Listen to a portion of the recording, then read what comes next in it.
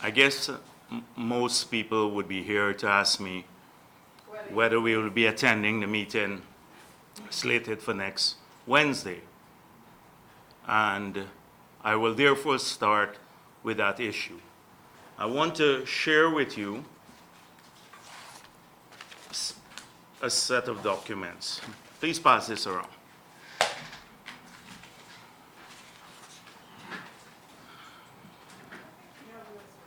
Yes, but please pass it around. And then you would see why I want to share it with you. Attached, there are two documents emanating from the Office of the President and directed to the Chairman of GCOM.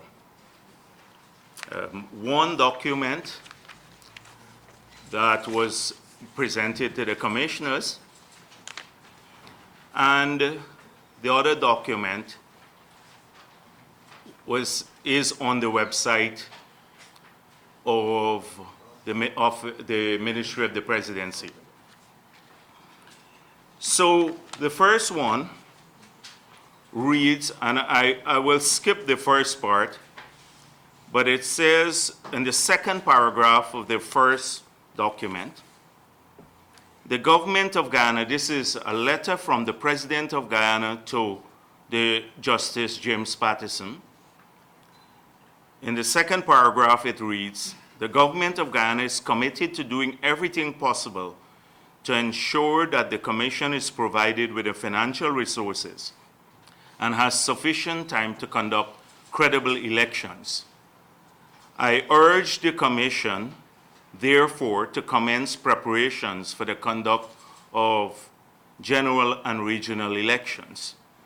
The government will initiate measures to provide the funds required and to seek the approval of the National Assembly to ensure that an agreement can be reached given both the constitutional requirements and GCOM's capability. And then this letter was altered by the Ministry of the Presidency, and this was the one released to the public on their website. They're both dated the same date, the 25th of February 2019, and it's addressed to Justice James Patterson, and it has the same opening paragraph, but the second paragraph now reads, I have noted also that GCOM as a constitutional agency would require new appropriation of funds approved by the National Assembly for the conduct of general and regional elections. I now write you in that context for us to initiate consultations on the readiness of GCOM for the conduct of general and regional elections in 2019, full stop. The Ministry of the Presidency deleted 3 paragraphs and replaced them by the 2 paragraphs now in the same letter to the chairman of GCOM. This is fraudulent behavior. Obviously, after the first letter went off, there was some internal problem that President Granger sent to GCOM to start the process for preparing the general elections. And they then changed the letter and put this letter up, which speaks nothing about preparation for general and regional elections now, but goes back to the old thing about initiate discussions with us about GCOM's readiness. Now, I don't think we can even move forward as a country if you have a government operating fraudulently. This is fraudulent behavior on the part of the Granger's administration. I shared with you the 2 letters and how they have been altered. The letter that went to the chairman of GCOM and the letter that they posted on their website. And you will see the huge difference when this country thought that we were moving forward because the president had given GCOM instruction to initiate or to start the preparations for general and regional elections. The second letter takes us back to the old arguments about consultations on GCOM's readiness. So this here, and I would not have seen this had I not asked my staff to print out what is on their website. And then as I was looking through it just now, a few minutes ago, I searched for the section where I urged the commission. I saw it only had 3 paragraphs now, not 4 paragraphs. And the section I urged the commission, therefore, to commence preparation for the conduct of the general and regional election has been deleted. So this is a single issue. We intend to make this public everywhere. We're going to talk to the international community now about this because this is fraudulent behavior on the part of the government. This government cannot be trusted. We are heading to a dictatorship. They want to hang on to power at any cost, With the large-scale rape of the Treasury that is going on now, they will do so at any cost and throw this country in turmoil. And so the credibility of the government now, the entire government, and Granger himself, because both letters were signed by him. Both letters were signed by him. I don't know when he left for Cuba, because I gather after the first letter he might have left for Cuba, whether this was altered in his absence or he agreed to this, alteration. But this is fraudulent behavior on the part of President Granger and his administration. Fraudulent behavior.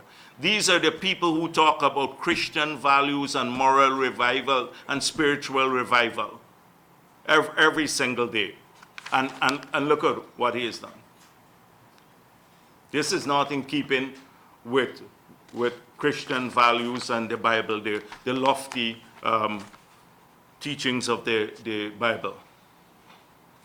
This is what we are faced with. So that brings me to the next point about the meeting next week.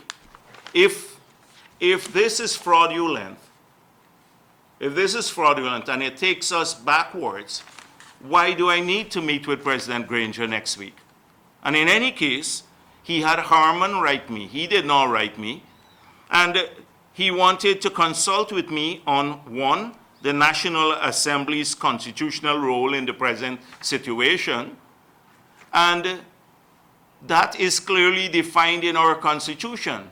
The National Assembly's role is clearly defined. He doesn't need to consult with me on that. He needs to just read the Constitution and comply with it. And the second thing is what he wants to consult with me on is that the Guyana Elections Commission readiness and requirement for funding to enable it to conduct general and regional elections. The readiness, on readiness, they have given directions to GCOM not to be ready. They haven't even started the preparations, and the constitutional period has practically expired. And on funding, we've made it clear. Our Section 222 of our Constitution allows GCOM to use the lump sum money they have in their own discretion. And that's adequate funds for the conduct of general elections and regional elections. So why does he want to consult with me on those two issues? Nothing about when we will have elections, the date for elections, and I made it clear. Unless that is the topic, there will be no meeting. They will drive us into unconstitutional territory, and we will go there, because we're not going to compromise on this government complying with the Constitution of Guyana. And we'll go into unconstitutional territory. And then they will hang on to power and be an unconstitutional, illegal government, and let's see how long they would last in that kind of mode, because the entire world will treat them as illegal, and we will treat them as illegal, and they would be illegal. There will be no doubt about it. So that's all I want to say today. Given what you just said, I have a couple of clarifications here. The first letter you said that the GCOM was sent to GCOM commissioners, and this is what the commission got. This is the instruction they got. Whatever is on social media, how do you differentiate what is given to the commission as against what's on social media, which is not the directive that would have gone to the commission? This is not in the social media. This is on the Ministry of the Presidency's website, their site. Go to that site and you will see that. That's where we took it from. The version, the altered version is there. That's an official site. And social media should not have a second version of the letter. There's one version, the version that went to GCOM, which says, the first version that says that they must initiate preparations for general and regional elections. How do we know that that has not happened? That GCOM has not taken... You are, Julia Johnson, you're trying to make this issue go away. It will not go away. This is fraud. This is fraudulent behavior on the part of Granger and his government. How do I know that they have started preparing or not? That's a separate issue. That's a separate issue. Whether GCOM has started preparing or not, that's a separate issue. I'm speaking here about fraudulent behavior on the part of Granger and his administration. They've altered the letter that went to GCOM and removed all of the sections that spoke about moving forward. And they've gone right back to the old argument. I think when the people at Congress Place saw the first letter, they were very upset with it, and therefore they decided to alter it. And President Granger signed it, the altered letter. But I'm not finished my second clarification. You also were criticized the fact that the president did not invite you, but Mr. Harman invited you. But previously, all the letters I've seen were signed by Harman. That was a comment that I made in passing. The substantive issue that I dealt with was, which I made public already, that unless elections and the time an election date is on the agenda, there'll be no meeting. And this here, the two items listed by Harman on which they want to consult, they don't need consultations because they're clear. The Constitution provides for the role of the National Assembly, and the Constitution provides the funding and gives GCOM the discretion to use the fund that they have at their disposal, which is a lump sum, because it's a constitutional agency. None of those issues require any consultation with me. What requires discussion is the date for elections. That is what is not on the agenda. And unless that and several other issues are on the agenda, there'll be no meeting. It's a waste of time to go there for another PR opportunity, and I'm not going to do that.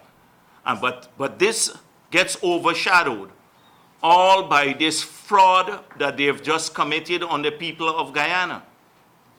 The fraud that Granger and his government has just perpetrated on all of Guyana. Not PPP, on the people of Guyana.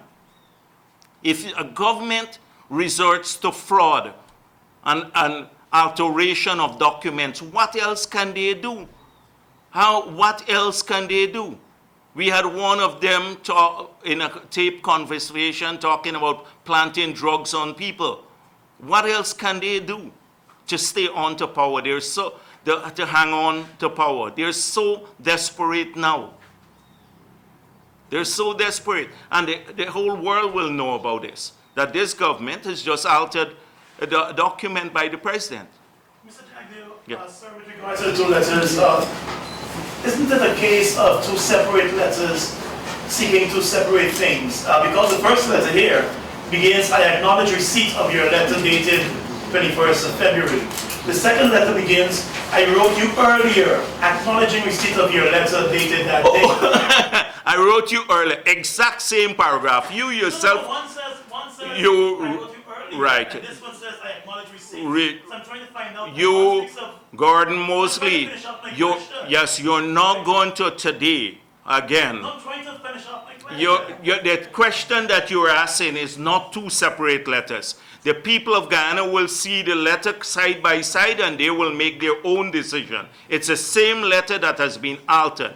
It's the exact same letter received on the same day, both addressed to the chairman of GCOM. The first paragraph is practically the same in both letters, and then they remove everything to do with the conduct of elections, the role of the National Assembly, the constitutional requirement that was in the first letter. And the second letter, it took us right back to their original argument. The people of Guyana will see this side by side. No amount of spin by anyone, including you, Gordon Mosley, will get this government out of the fraudulent behavior that they're engaged in, that they've just engaged in. Fraud. This is pure fraud on the part of Granger and his government. This overshadows everything else that we're doing in this country. It tells you about the nature of the government. It tells you a lot about the nature of the government. Yeah, you have another question? As it is now, you're not going to meet with him on Wednesday. No, not with this sort of fraudulent behavior. But you got a separate letter. Shouldn't you be more concerned about the letter you got? And are you saying now that you will not meet with the president? Gordon Mosley just asked me, should I not be more concerned about my meeting? I must not be concerned about the fraud at GCOM. This is it. The fraud overshadows everything else. It talks about the trustworthiness of this government, that it's prepared to resort to fraudulent behavior, alteration of documents to get its way. How could you engage with a government of that nature in good faith? In good faith. And secondly, on the merit of the request itself, I have dealt with that there is no merit in meeting on the two issues that he has asked me to meet on, because they're already dealt with by the Constitution of Guyana. He has avoided in that request for a meeting. The critical issue is when will we have elections, and how is he going to comply with Article 106 of our Constitution? That's the key issue here. We're not going to get away from this one about fraud and make it look like something shift the goalposts here. This is a fraudulent government. Demonstrated it. President himself has signed this. This is a national scandal. A national scandal now. You are good at politics. And this, as you are certain, is probably a political move. What do you think the government has to gain by doing this? I think they want to hang on to power at any cost. That they don't. Their first letter to GCOM was too explicit. It was what is required. The first letter said, you have to start preparing for elections now. It says that we will consult on the extension of the life of the National Assembly. And thirdly, that there's a constitutional requirement. Three critical issues. When they realize that that is going to move us closer to compliance with the Constitution and early elections, they then went into panic mode. And therefore, this has nothing to do with politics now, Wendell. This is about fraud. They then altered this document and made it public. Altered the document. You seem to suggest that President Granger might not have signed the second letter. No, I'm saying both letters are signed by him. Both letters have his signature. Right, are signed by him. So I don't know whether when he left for Cuba, whether the second letter emerged and he signed it or his signature was affixed by the Office of the President, but it's on their website. I keep saying Office of the President. Well, whatever, the Ministry of the Presidency. You spoke of a constitutional crisis that is looming. What do you envision would happen when that comes about? Well, today I don't want to deal with the consequences of a constitution, but I should answer your question, yes. you've already seen what is going on out there. The private sector already spoke about the slowdown in business. They did a survey on business confidence. The international community has spoken out about this issue. The CARICOM had to discuss the crisis in Guyana, and we are not in a constitutional crisis as yet. They had to discuss this at the heads of government level. What will happen that the government becomes illegal? They cannot conduct any business whatsoever on our behalf that will be legal or legitimate. The cabinet is already resigned. How you don't have a cabinet in the future functioning, the government is illegal, it has implications for all sorts of relations, our border relations, our case at the international court, putting our country at risk for all of these things. Thirdly, the well-being of our people, jobs, investments, etc., and the non-functioning of the state here, practically. And so, huge implications to Guyana, but they don't care. This is a gravy train that a few of them don't want to get off of, even if it means resorting to fraud and violating the Constitution. And where are all the lovers of the Constitution now? Because that's the primary law of this country. Without it, we're nothing. What, follow up on something you said about the meeting with the president. What would now the government have to do to get you to agree to meet, given this assumption? I had planned, before I saw this a few minutes ago, before I saw it, I had planned to write them outlining some conditions to the meeting.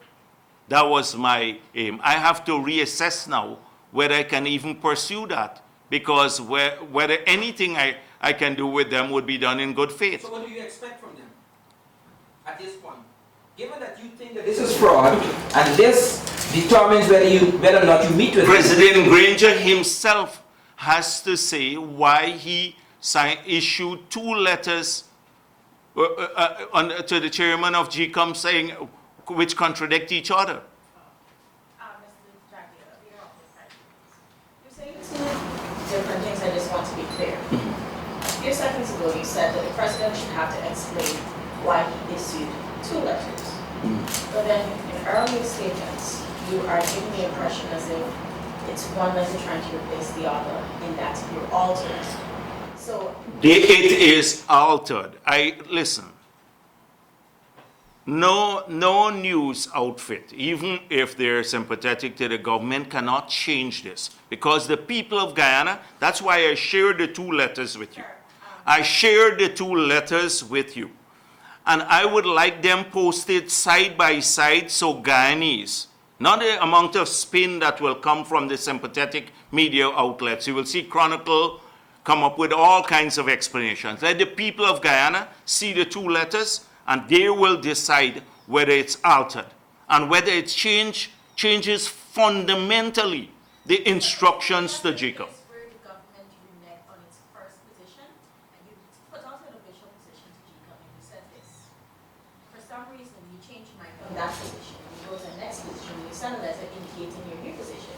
Isn't that the case where the government reneged on an official position, as opposed to fraudulently converting a document? Yes, it fraudulently converted. It's issued 1 letter to GCOM and then posted another letter on their website. That's fraud. But even to the That is pure fraud. You decide at the Kaichur News whether that is not fraud or not. Please, you decide there. But for this country, if you've done that in a civil matter, you'll be in jail. You'll go to jail for fraud, what the president has done in this case. You'll go to jail, you can be convicted for this sort of thing, for misleading people, fraudulently changing things. Misleading, he didn't mislead a single individual, the whole country. Because if you go to the website, you will say, now all of Guyana and the whole world will think, well, the president has not, this is what he said. why Jagdeo and the others are saying something totally different.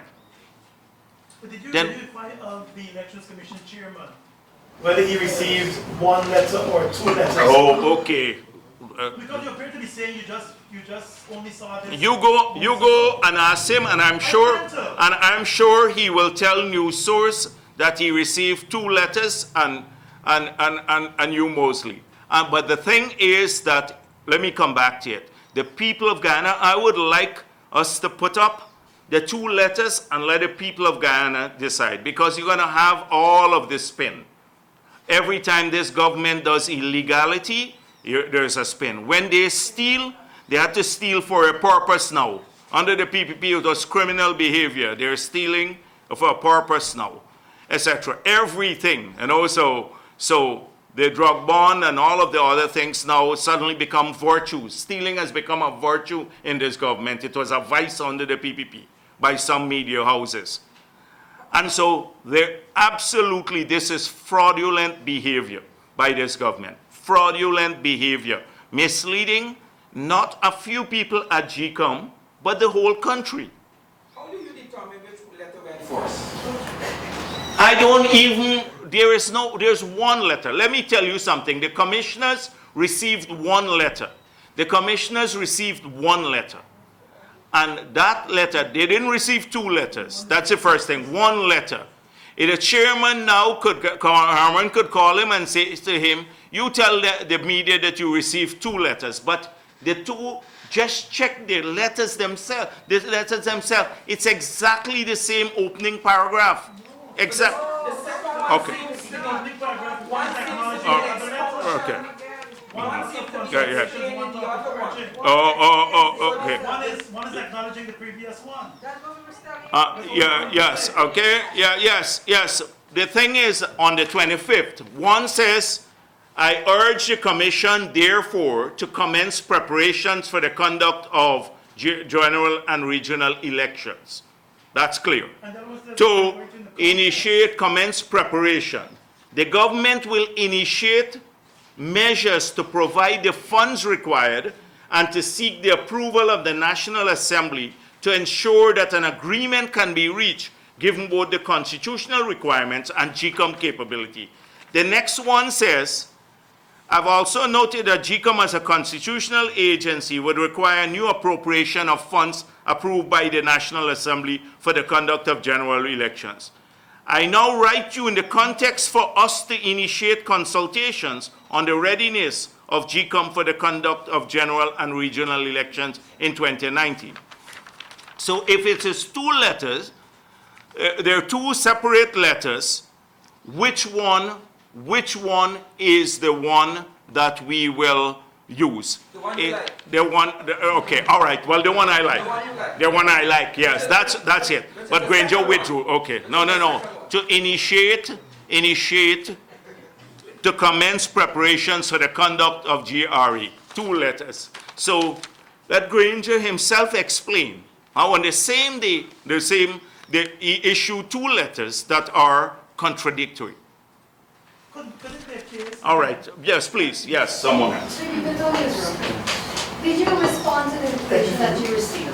No, I said earlier that I was planning to write them about outlining my concerns about this issue, the content of the proposed meeting, and suggesting things that should go on the agenda for the meeting to take place. But now, given this issue, given what we have just discovered, unless they have credible explanations for this, that the government come and say, it's not fraud, it is the first letter stands, but somehow we had a lapse of memory and sent off the second letter. A lapse of memory, we had temporary amnesia, somebody signed it separately, it was not supposed to go out. They can come and say that. Did you request an explanation so you can move on from here? No, I just said I saw this minutes ago because I asked my staff to print out the letter that is on the Ministry of the President, knowing that today I'd have to respond to it on the Ministry of the Presidency's website. And when I saw this, I'm saying, where is the section that we all saw earlier? And it's gone. In the interest of the country, Mr. Opposition Leader, former President, in the interest of Guyana, why don't you go ahead and keep moving this can along the road? In the interest, you hurt right now, you think it's fraud, okay then. The other government accuses the PPP of all kind of things. But in the interest of where we are, of avoiding the possible harm that you just so clearly enunciated, the border issue, the thing and so on. Why don't you just go ahead, write the letter, stating what you want to be on the agenda, and move this thing forward? Wendell, the thing is that moving this country forward can only be done in a context where we respect our Constitution and the laws of Guyana. It can't be done with impunity when one side believes they can violate every law, every ruling of the court, even the Constitution of Guyana, and there be just, when the time comes, hold up the patriotism. You know, we hoist the flag, we must respect the flag, the Constitution. That's what they always preach. When the time comes that the other side will say, hold on a minute, for the good of Guyana, we will cave in and accede to bullyism and dictatorship. That we will accede to bullyism and dictatorship. This is about standing up for you, your children, and our future. This is about respect by an elective, and a group that we elected to office, respecting our Constitution. This is not about the PPP alone. This is about all of Guyana. If you have elected leaders who behave like dictators, who would not respect the law, who will fraudulently change documents just to stay in power, who will not respect the Constitution that they derive their powers from, then where are we going? If we're going backwards, and that's why it is required. What I'm doing here is a requirement to stand up to this government for the future of Guyana. There's a requirement. So why not put this on the agenda here? Why not put this issue on the agenda, and then whatever monkey story they tell you, come back and tell us? No, it doesn't work that way. They can. You ask them about the monkey stories. That's what the media. You said the word, right? So you if they have all these stories that you call monkey stories, you let them no. But what's the role of the free press? I know some are not so free in here, so some are paid, right? Some are paid press here, but the independent press should hold government accountable too. And all of Guyana should. So I am not going to be showing up for a nice PR opportunity with the president, where we shake hands and people believe, oh, everything is going fine. We're in a normal situation.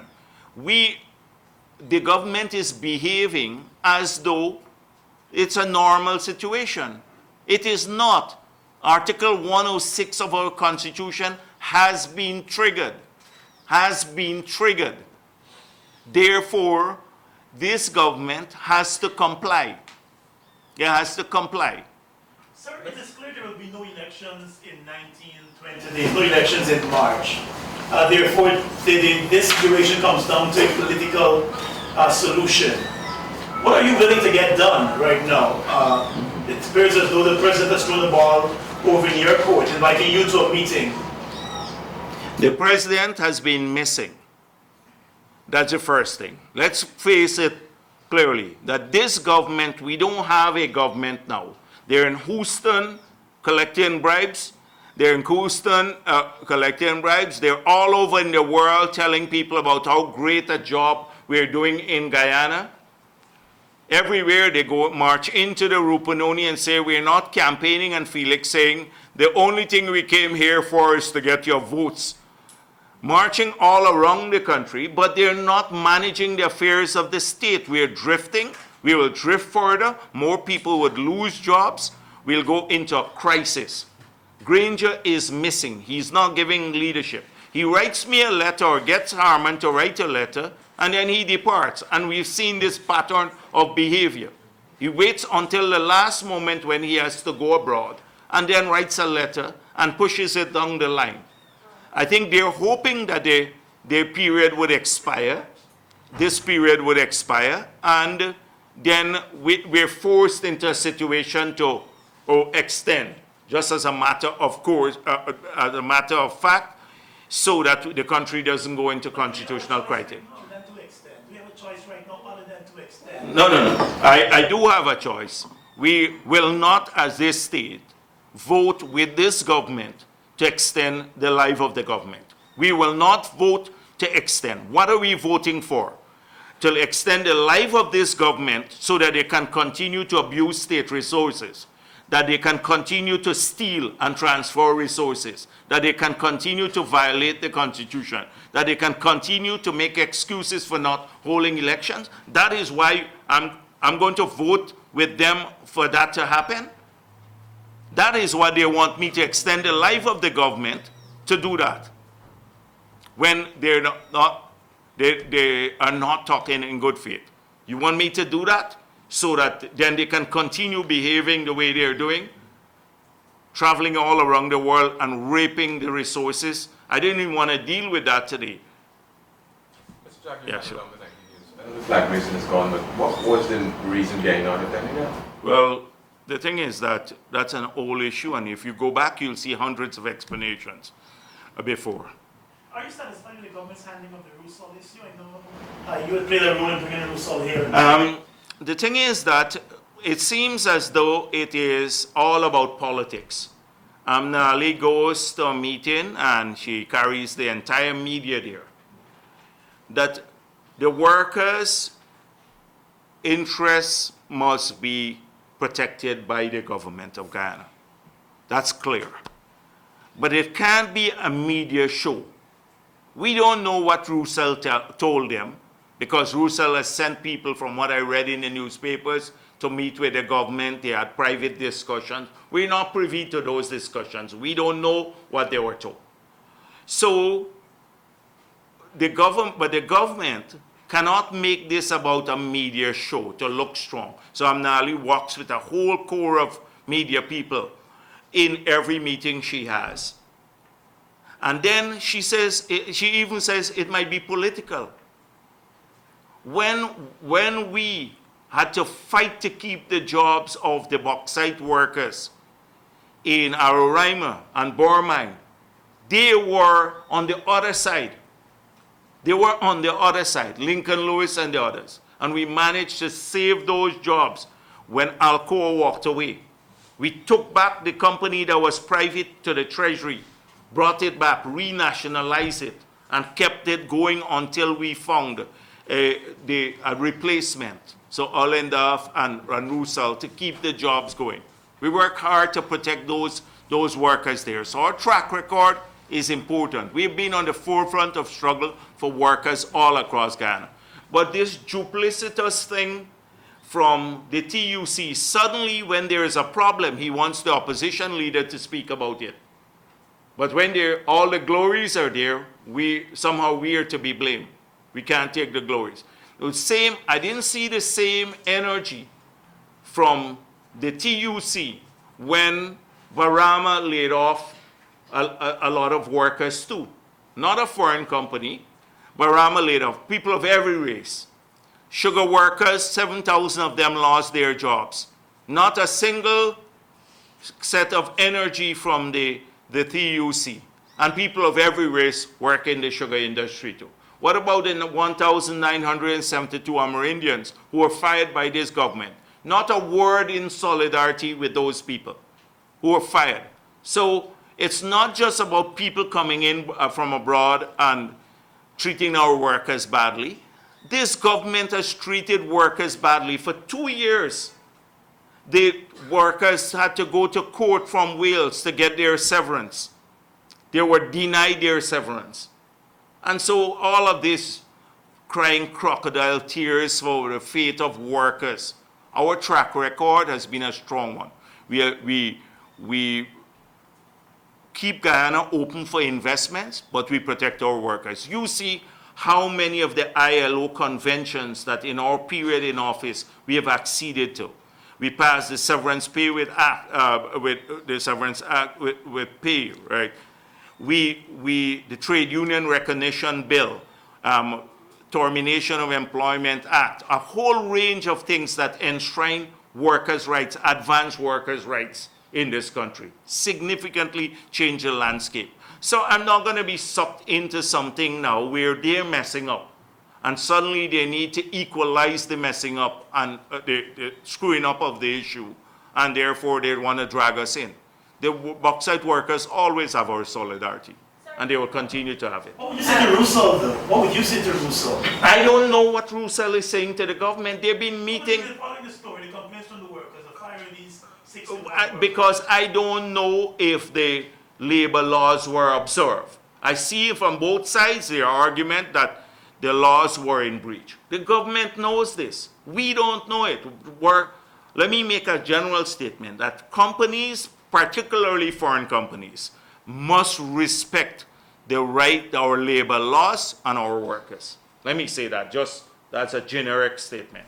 But I don't know the details because Rousseau doesn't ask to see us when they fly into Guyana. They've been seeing Trotman and Amnali and the others. I don't know what discussions they have. We've not been given a brief on the matter. You have to read the newspapers. Similar to how you would have periodic. Now, how can I request a brief of a private company? The government, ExxonMobil is a private company and you have briefings with them all the time. ExxonMobil requested to brief me. And Trotman said he directed them to brief me. That is what. You heard Trotman saying that. So you can't use it. I don't have short memory. I remember. So it's not two comparable situations. In one case, they requested to brief us, and Trotman himself said he asked them to brief us. Did this minister ask Rousseau to brief us? Did they request to brief us? The answer was no. Okay, So it's don't bring this to, don't compare the two. in putting aside comparing the two, what have you done or the opposition has done in any way in addressing this issue? In having a public statement, in trying to reach out to the workers, in trying to reach out to in trying to do anything, in trying to reach out to government to lend some advice because you just acknowledged that government is not doing anything much to help them. To lend government advice, we've lent them a ton of advice on how to treat workers with respect, and they have not done anything. They have not done anything. This government is not interested in listening. It wants to, even this matter, they're trying to politicize. The more, so let them deal with it alone. The workers have our solidarity. I prefer to deal with the workers. Are you going to reach out? Yes, we will talk to workers, but not with this government because they're just interested in politicizing the whole issue. And they don't defend anyone's interest. They can't, they're incapable, incompetent. They can't defend interests, anyone's interests. Not the workers, not the people of Guyana. They're only interested in Amna walking around with a whole group of people and say, and screaming and all sorts of things. I don't want to get too disparaging at the press conference. Earlier about a recent Houston, Texas trip that the government. I believe it's a bribe collection trip. And that's all I'm going to say. It's to collect money.